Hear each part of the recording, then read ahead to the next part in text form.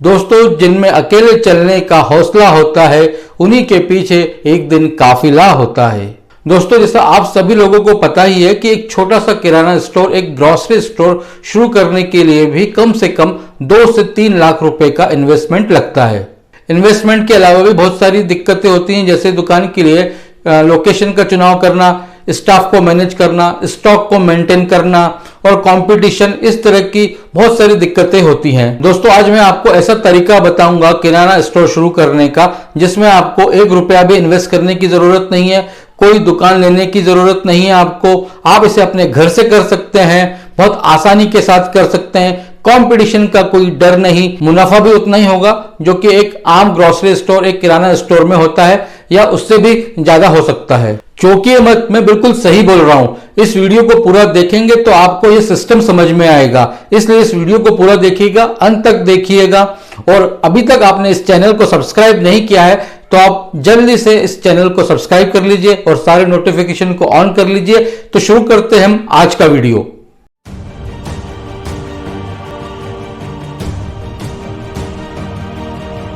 Hello friends, मैं हिमांशु, आपका दोस्त और होस्ट, स्वागत करता है आप सभी लोगों का आपके अपने चैनल में। दोस्तों, आप में से बहुत सारे लोगों को ऐसा लगता होगा कि बिजनेस शुरू करने के लिए बहुत सारे पैसों की जरूरत होती है, बिना पैसे के कोई बिजनेस शुरू नहीं किया जा सकता, और मेरे पास तो पैसे नहीं है तो मैं कैसे बिजनेस शुरू कर सकता हूं, मैं कैसे एक व्यवसाय कर सकता हूं।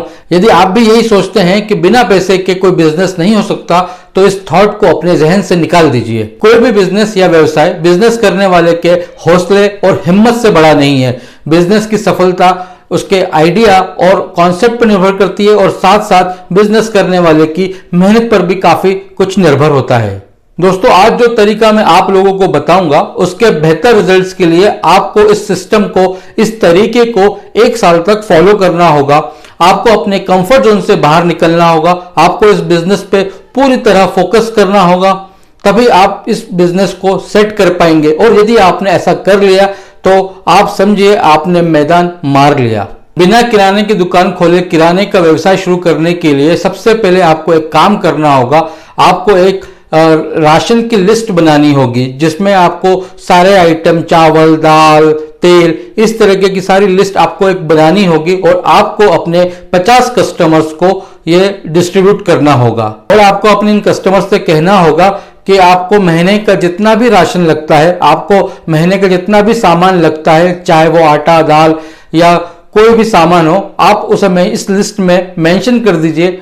हम आपको आपके महीने का राशन टाइम से डिलीवरी कर देंगे। आपके यह 50 कस्टमर कहां से आएंगे, ये आपसे सामान या राशन क्यों लेंगे, ये मैं आपको वीडियो के एंड में बताऊंगा। और 50 ही नहीं, आप पे 50 कस्टमर से 100 कस्टमर और 100 कस्टमर से 200 कस्टमर कैसे होंगे, साथ में ये भी बताऊंगा। बस आपको ये करना है कि लिस्ट के अकॉर्डिंग आप अपने होलसेल मार्केट में जाकर के, आपके अपने शहर का जो भी होलसेल मार्केट होगा या थोक वाला मार्केट होगा, वहां जाकर के उस सामान को, उस राशन को आपको लेना है, उसको अच्छे से पैक करना है, कस्टमर के रिक्वायरमेंट के अनुसार उसे पैक करना है और कस्टमर के घर डिलीवर करना है। बस आपको इतना ही काम करना है। दोस्तों, आमतौर पर किसी भी घर में 3-4 हजार रुपए से लेकर के 8-10 हजार रुपए का महीने का राशन आता ही है।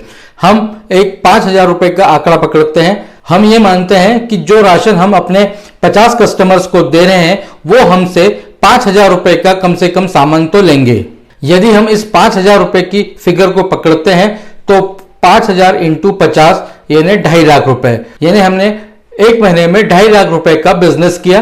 किराने के बिजनेस में अलग अलग वैरायटी होती हैं, अलग अलग प्रोडक्ट्स होते हैं, इसलिए 3% से लेकर के 20% तक का मार्जिन होता है। हम अपना प्रॉफिट 10% पकड़ते हैं।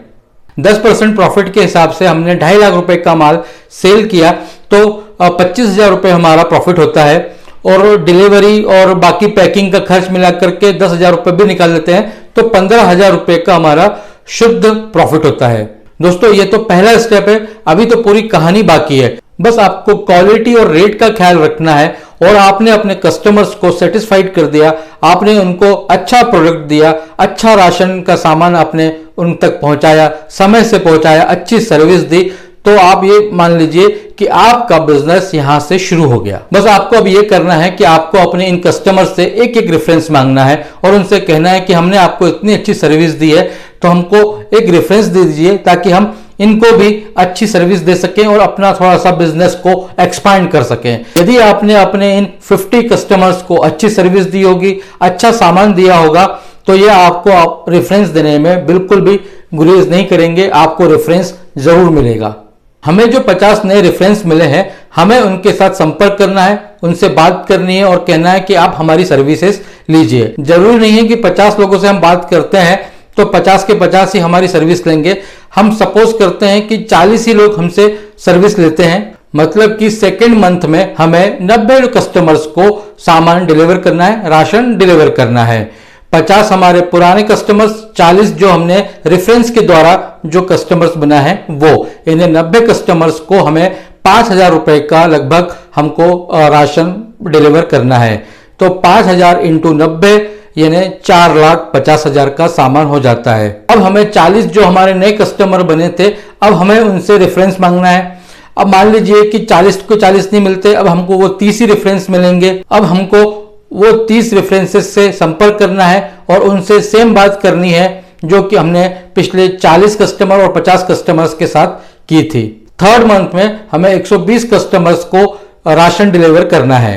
90 हमारे पुराने और 30 जो हमें नए रेफरेंसेस मिले थे वो, ऐसे 120 कस्टमर्स को हमें सामान डिलीवर करना है। इस तरह हमको 6 महीने करना है। 6 महीने के बाद हमारे रेफरेंसेस खत्म हो जाएंगे, तो हमको अपने पुराने जो कस्टमर्स है उनको सिर्फ सामान डिलीवर करना है। और हम मानते हैं कि हम पिछले 6 महीने से बहुत अच्छा काम कर रहे थे, तो हमारी थोड़ी सी पब्लिसिटी हो जाएगी, थोड़ी सी माउथ पब्लिसिटी हो जाएगी, तो हमको हर महीने 10-10 कस्टमर्स हमारे साथ हर महीने जुड़ते जाएंगे।